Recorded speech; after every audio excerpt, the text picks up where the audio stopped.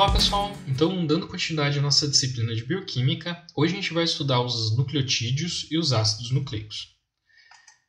Creio que vocês fizeram a disciplina de genética no primeiro semestre do curso e dentro da disciplina vocês estudaram os ácidos nucleicos. Bom, lá vocês viram que os ácidos nucleicos eles formam as estruturas tanto do DNA quanto a estrutura do RNA.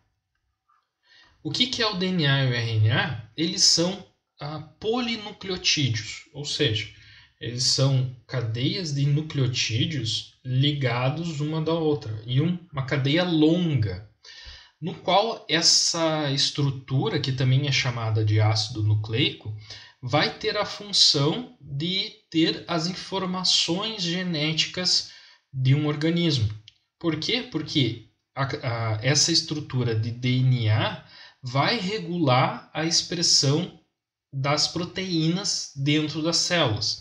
Então, ela vai expressar as proteínas e a parte dessas proteínas vão ter funções de enzimas que essas enzimas, em conjunto, dentro de todo o processo metabólico, vão expressar as características de um determinado organismo. Eu gosto de ver isso comparando diferentes variedades, por exemplo, diferentes variedades de planta. A gente pode observar, por exemplo, nessa imagem aqui da Leone de Veneza, a vinícola ali na serra, no qual ela tem esse infográfico, e ela coloca nesse infográfico as diferentes variedades de uva que a vinícola trabalha. E a gente pode perceber que essas variedades, somente pela imagem, elas diferenciam uma da outra em razão da sua coloração e da sua forma de baga. Claro que existem outras características que diferem uma variedade da outra, mas pela fotografia, por essa imagem, a gente vê que elas mudam principalmente com relação à sua cor e forma. Essas características de cor e forma, elas se dão pelas variações que existem no genoma dessas variedades. Então, existem mudanças na estrutura desse genoma, principalmente relacionado à composição dos ácidos nucleicos, dos nucleotídeos que vão formar o ácido nucleico, que vão expressar proteínas com características diferentes, que vão dar características diferentes à planta. Mas os nucleotídeos eles não vão ter apenas esse papel de formar os ácidos nucleicos. Os nucleotídeos eles atuam no metabolismo dos organismos, então principalmente pelo papel do ATP. A gente vai ver isso na disciplina, na parte de metabolismo, a gente vai estudar um pouco melhor essa relação do ATP com as reações catabólicas e anabólicas, mas os nucleotídeos eles têm um importante papel na transferência de elétrons das reações catabólicas para as reações anabólicas. Tá? A gente vai ver com mais detalhes na parte de metabolismo. Além disso, o ATP, que é um nucleotídeo, que é a adenina trifosfato, esse ATP ele vai ter um papel importante na biossíntese de polissacarídeos, na formação dos polissacarídeos. Por quê? Porque um ATP vai reagir com a molécula de glicose, formando uma estrutura chamada ADP-glicose. E esse ADP-glicose vai ser utilizado para formar a cadeia de polissacarídeos. Ele atua como se fosse um carreador de glicose para que ocorra a síntese dessa molécula. Tá? Então, o ATP vai ter assim, papel importante na estrutura, na formação dessa estrutura dos polissacarídeos. Além disso, os nucleotídeos eles atuam na regulação da atividade enzimática. A gente viu isso na parte de enzimas, que existem moléculas chamadas de cofatores, que vão participar da ativação de uma enzima. E alguns desses cofatores, eles têm na sua estrutura nucleotídeos. Exemplo disso é a coenzima A, que ela vai ter um papel importante no ciclo de Krebs. Aqui a gente vai ver isso também em metabolismo, tá? Mas ela vai ter um papel importante no ciclo de Krebs para levar a molécula de acetil para entrar dentro do ciclo, né? Essa molécula de acetil veio do piruvato, tá? Isso a gente vai estudar melhor na disciplina na parte de metabolismo. Mas essa coenzima A, que é um cofator, ela parte da sua estrutura é uma adenina. Ó, perceba aqui que eu tenho uma adenina, que eu tenho toda uma estrutura aqui do nucleotídeo, que vai estar ligado a uma cadeia, uma molécula de carbono, aqui a outra parte do nucleotídeo, tá? Da coenzima A. Além da coenzima A, existem outras moléculas que vão atuar também como cofatores, que é o NAD e o FAD. Essas moléculas elas participam das reações de oxirredução dentro da célula. Então, essas moléculas elas acabam recebendo ou também doando prótons para que as reações ocorram. O NAD ela é uma estrutura no qual eu tenho 2 nucleotídeos ligados. Então percebo que ela é formada por 2 nucleotídeos. No entanto, esse nucleotídeo aqui, ele não tem na sua estrutura, ele tem uma nicotidamida aqui, ó, ligado. Não é nem uma pirimidina nem uma purina, é uma outra molécula que é ligada nessa estrutura aqui do açúcar, tá? Já o FAD, ele também tem uma estrutura de um nucleotídeo. Tá? E aqui, nessa outra parte, eu tenho uma riboflavina. Então, que vai formar a estrutura do FAD. Ambas as moléculas elas vão ter um papel importante como cofatores, tá? Para que vão regular essas atividades enzimáticas.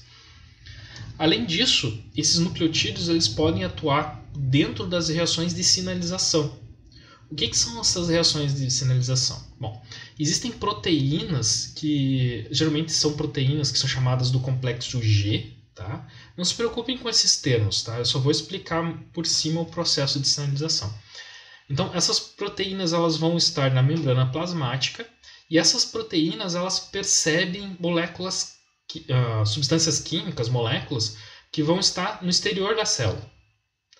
E essas moléculas, a partir do momento que ela perceber um sinal químico, ela vai mudar a sua estrutura, porque nessa estrutura da proteína existem 3 subunidades ligadas, a alfa, a beta e a gama.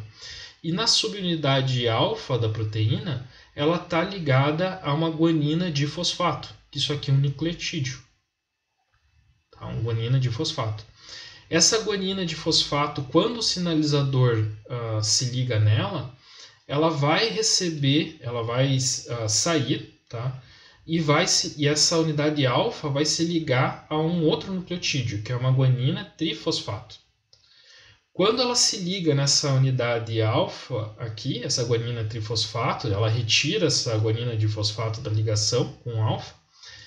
Essa subunidade alfa se desprende da estrutura da proteína, fazendo com que essa unidade alfa GTP ela vá até uma outra enzima, que pode ser, dependendo do tipo de proteína, da reação que vai ocorrer, da sinalização, mas ela vai reconhecer uma outra enzima e iniciar uma reação enzimática dentro da célula. Então ela vai conduzir um sinal. Imagina assim, ela percebe uma molécula, alguma coisa externa, ela transfere esse sinal, essa molécula que ela percebeu, ela transforma num sinal químico que vai se dar pela ligação dessa unidade alfa GTP. E essa unidade alfa GTP vai se ligar a outra enzima, fazendo que ocorra uma outra reação química dentro da célula, tá? Isso é claro que essas unidades, essas estruturas, elas vão mudar de acordo com cada tipo de reação que é sinalizada no interior da célula, tá? Mas o que vocês têm que entender é que esses nucleotídeos, eles participam desses mecanismos de sinalização, tá bom? Então, qual é a estrutura desses nucleotídeos? Bom, um nucleotídeo ele vai ter 3 partes. Ele vai ter um grupamento fosfato. Então, eu tenho aqui um grupamento fosfato, que está representado por essa bolinha aqui, no qual eu posso ter 1, 2 ou 3 fosfatos ligados. Tá? Eu vou ter uma unidade que vai ser uma pentose, ou seja, vai ser um açúcar. Então, eu tenho uma pentose aqui. E a outra unidade vai ser uma base nitrogenada. Tá bom? Então, o meu nucleotídeo ele se divide em 3 partes. Um grupamento fosfato, um açúcar e uma base nitrogenada. Então, vamos dar uma olhada em cada uma dessas partes que formam um nucleotídeo. Primeiro, as bases elas podem ser uma purina ou uma pirimidina. Essas bases elas se diferenciam pela estrutura, pelo número de elementos que eu tenho que formam cada uma dessas unidades. A purina ela vai ter 9 elementos. Ó, eu tenho 1, 2, 3, 4, 5, 6, 7, 8, 9 elementos que vão formar a base da purina. Já a pirimidina ela é uma estrutura de 6 elementos. Tá bom? Então eu tenho 6 elementos diferentes. Essas estruturas aqui eu chamo de heterocíclicos.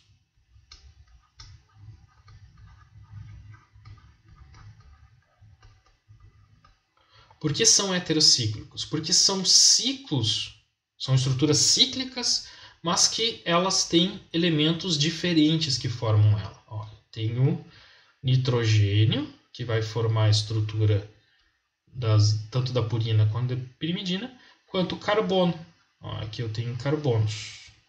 Quando não tem o carbono nas representações das estruturas, ele não é identificado. Tá? Quando eu tenho uma estrutura química de uma molécula química, principalmente uma molécula cíclica, a estrutura do carbono não é identificada, só quando eu tenho um elemento diferente. Então, as purinas e as pirimidinas elas são heterocíclicos, sendo que a purina ela tem 9 elementos e a pirimidina tem 6 elementos. Essas purinas e pirimidinas elas se diferenciam. As purinas elas podem ser purinas podem ser a adenina e a guanina. Percebam que são duas estruturas com 9 elementos. Eu tenho 1, 2, 3, 4, 5, 6, 7, 8, 9 aqui. Aqui eu também tenho 9 elementos que formam o ciclo. Então, elas são purinas.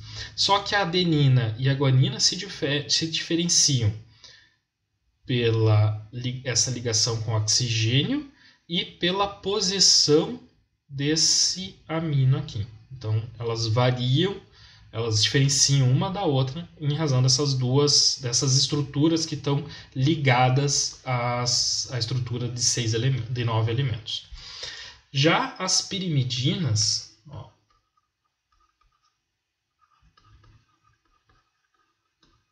elas são estruturas então de 6 elementos. E eu posso ter a citosina, a uracil e a timina. Então, as pirimidinas é a citosina, o uracil e a timina. Elas se diferenciam também com relação à posição desse amônio. Né? Então, aqui a citosina tem um amônio e tem uma dupla ligação com oxigênio. Todas elas vão ter essa dupla ligação com oxigênio. No entanto, a timina vai ter um metil aqui ligado na estrutura de 6 carbonos. E a uracil e a citosina elas se diferenciam por ter aqui um oxigênio e a citosina vai ter um nitrogênio aqui ligado. Tá? Então tem essa distinção entre elas. Mas o que a gente tem que saber é que as purinas elas possuem são formadas pela adenina e a guanina, e as pirimidinas são a citosina, o uracil e a timina. Tá? Além da estrutura da base nitrogenada, os nucleotídeos eles se diferenciam em razão ao seu tipo de açúcar, que pode ser uma ribose ou uma desoxirribose. Tá? O que diferencia a ribose da desoxirribose? Que na ribose eu tenho nesse carbono 1' aqui, existe, eu não, a estrutura da ribose aqui, vai ter nesse carbono 1' aqui, eu vou ter um OH ligado. Já a desoxirribose, eu tenho só um hidrogênio. Percebam que o nome já diz isso, ó, desoxi, sem oxigênio. Perdi o oxigênio, tá? Então, a desoxirribose no carbono 1' não tem oxigênio. Já na ribose, eu vou ter um OH aqui ligado, eu tenho um oxigênio aqui ligado, tá? A ribose vai formar a estrutura do RNA, porque é o ácido ribonucleico, ó, ribo de ribose, e a desoxirribose ele vai ser o açúcar que vai formar a estrutura do DNA, que é o ácido desoxirribonucleico. Então, o DNA é o ácido desoxirribonucleico, tá? E o que diferencia um do outro é a presença do OH aqui no carbono 1'. Tá? No ribose eu tenho o OH, no carbono 1', no desoxirribose eu não tenho o OH. Então percebam que a estrutura dos nucleotídeos elas podem variar. Elas variam em razão do tipo de açúcar e também em razão da base nitrogenada e também no número de fosfatos que eu tenho na estrutura ligados à estrutura do nucleotídeo, né? Posso ter 1, 2 ou 3 fosfatos. Vamos dar uma olhada nisso. Bom, essa tabela aqui ela mostra as diferentes bases nitrogenadas que existem, que é a adenina, guanina, citosina, uracil e a timina. Então são diferentes bases nitrogenadas. Ó. E ligado a essa base nitrogenada, ó, nesse grupamento X aqui, ó, vai ter um nucleotídeo, vai ter um açúcar ligado, que pode ser uma ribose ou pode ser uma desoxirribose. Além disso, ligados a essa estrutura do açúcar, pode ter 1, 2 ou 3 fosfatos, formando moléculas de nucleotídeos diferentes. Com relação ao fósforo, ó, percebam que o ATP e o ADP eles diferenciam em razão do número de fósforos do número de grupamentos fosfatos que estão ligados na estrutura do nucleotídeo. Ó, eu tenho aqui o açúcar, que é um ribonucleico. Ó, eu tenho o OH aqui, ó, então é a estrutura de um ribonucleico. Eu tenho um açúcar ligado à minha base nitrogenada, que é a minha adenosina. Então eu tenho a minha base adenosina. E ligado a essa base adenosina eu tenho 2 fosfatos. Ó, tenho um grupamento aqui e outro grupamento aqui. No entanto, esse grupamento ADP ele pode se ligar a um novo grupamento fosfato, porque o oxigênio tem uma alta afinidade com o fósforo, e formar a estrutura do ATP, no qual eu tenho a minha base nitrogenada, que é a adenosina, a minha ribose aqui, e na estrutura da minha ribose vai ter a ligação de 3 grupamentos fosfatos. Tá bom? Com relação aqui ao ADP glicose, que a gente viu como exemplo, que ajuda a formar os polissacarídeos. Ó. Tenho aqui a estrutura de um ADP, ó. Eu tenho a minha base nitrogenada, a minha ribose, 2 fosfatos, sendo que um fosfato está se ligando a uma molécula de glicose.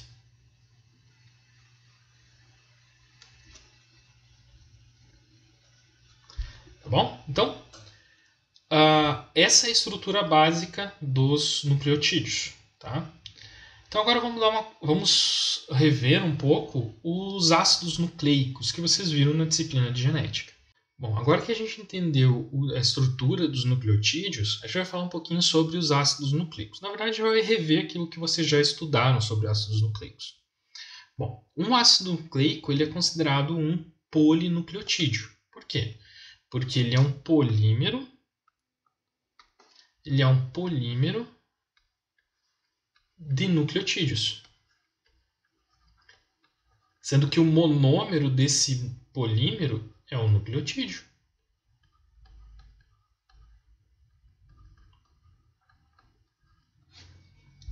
Então aqui eu tenho um exemplo de um polinucleotídeo formado pelos ácidos nucleicos adenina, uracil, citosina e guanina. Além disso, esse polinucleotídeo tem como açúcar uma ribose, porque a gente vê que tem um grupamento OH aqui. Ó. Então, ele é uma ribose.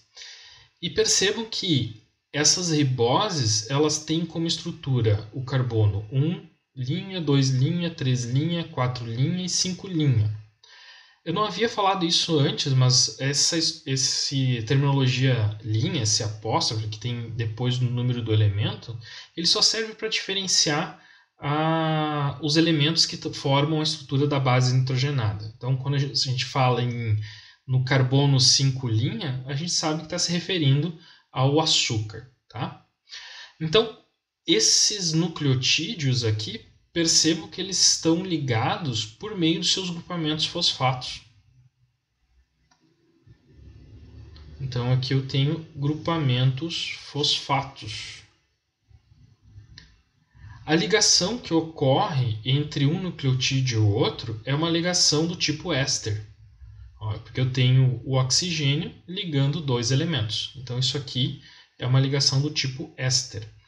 Como são dois ésteres, essa ligação é chamada de fósforo, por causa do fósforo, porque são duas ligações, éster, porque são duas ligações de éster feitas pelo fósforo.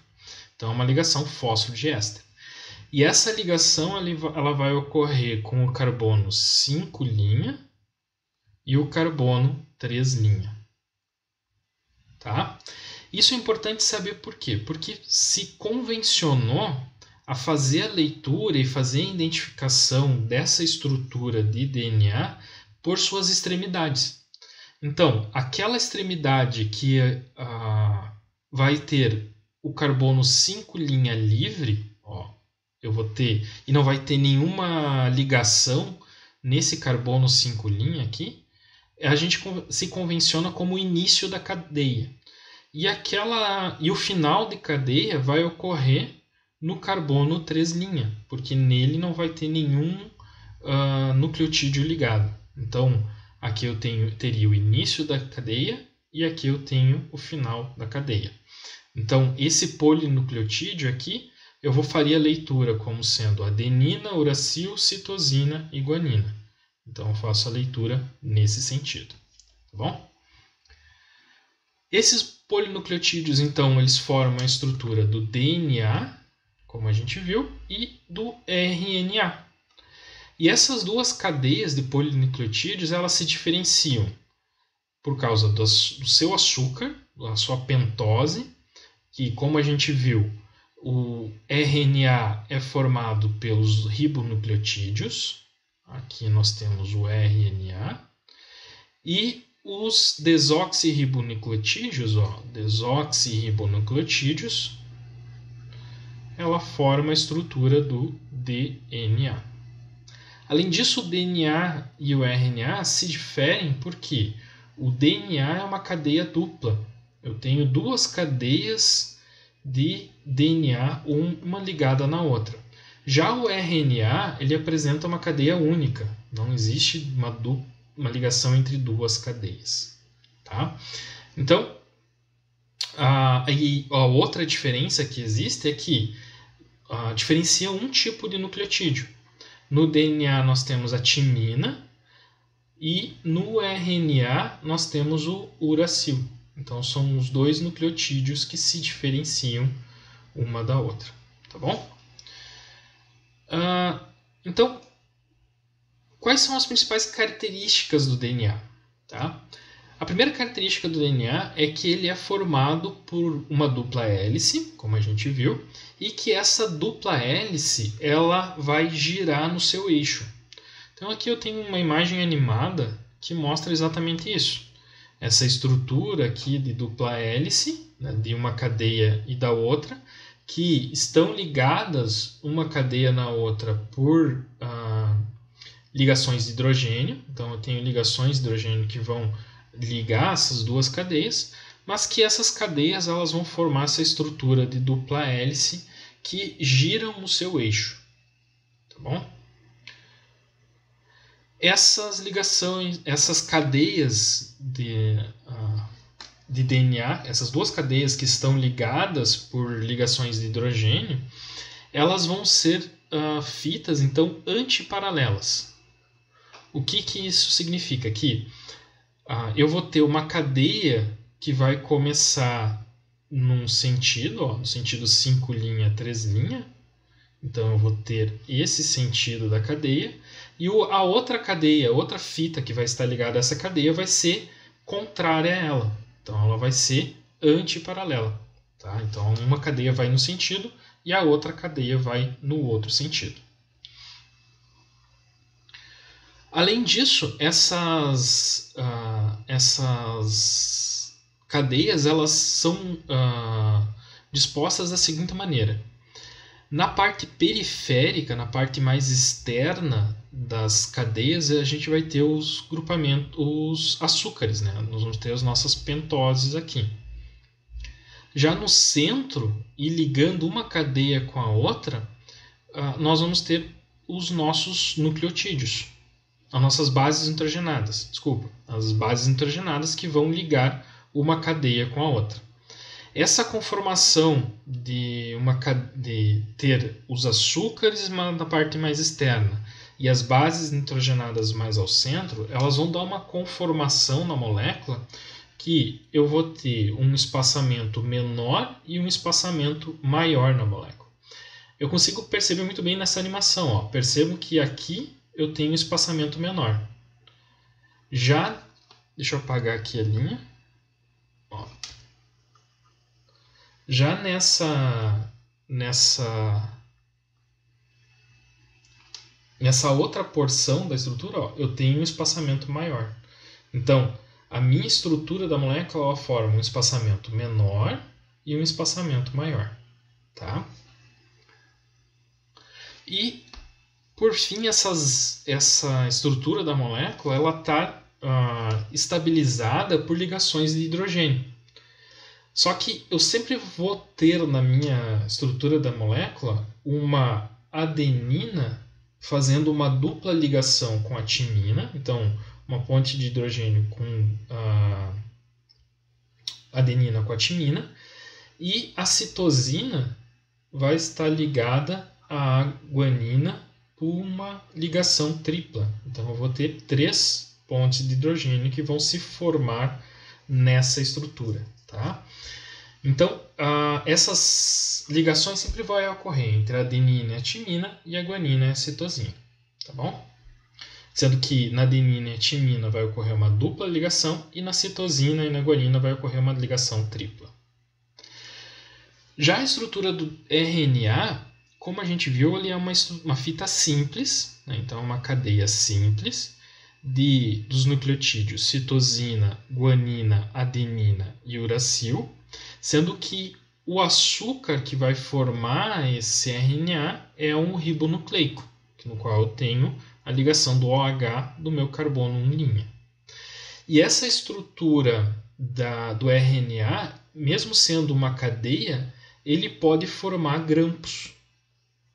O que são esses grampos? São curvaturas que vão ocorrer dentro da estrutura do RNA, fazendo com que esses ácidos nucleicos aqui formem pontes de hidrogênio, mas dentro da cadeia.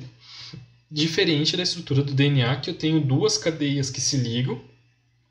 Na estrutura desses grampos, vão ser curvaturas que vão ocorrer dentro da cadeia. E vai ocorrer a ligação, então, da adenina com o uracil e a guanina e a citosina. A adenina e o uracil vai fazer uma dupla ligação e a guanina e a citosina vão fazer uma ligação tripla. Tá bom? Então, isso vocês viram na disciplina de genética, né, que essas estruturas, o ácido nucleico, ele vai ter 3 processos importantes para que ocorra a síntese de proteínas: a replicação, a transcrição e a tradução. Tá? Então, na replicação vai ocorrer a duplicação do DNA. Na transcrição, eu vou ter a transcrição, ou seja, a passagem da informação dessa estrutura de DNA por uma molécula de RNA, então vai ocorrer o processo de transcrição. E essa molécula de RNA vai ser traduzida, né, para que ocorra a síntese de proteínas. Então, para formar uma proteína, a gente precisa ter essas 3 etapas. Tá? Bom, eu deixei aqui 2 vídeos, eu vou deixar no grupo de vocês, no grupo da aula, eu vou deixar 2 vídeos para vocês assistirem. Tá? Ele está bem legal, que mostra esse processo de transcrição, de replicação e transcrição e tradução do DNA. Então ele está bem visual, assim como funciona esse processo. Tá? Então eu vou deixar para vocês assistirem, eu não vou aqui passar com vocês, até para não alongar o vídeo. E também não tem necessidade porque ele está muito bem explicado. Ele tem tanto a legenda quanto a fala da pessoa. Só que a fala está em inglês, né? Mas a legenda está bem corretinha. Tá, pessoal? Então eu vou deixar esses 2 vídeos aqui para vocês assistirem e ajudar na realização das respostas de vocês, tá?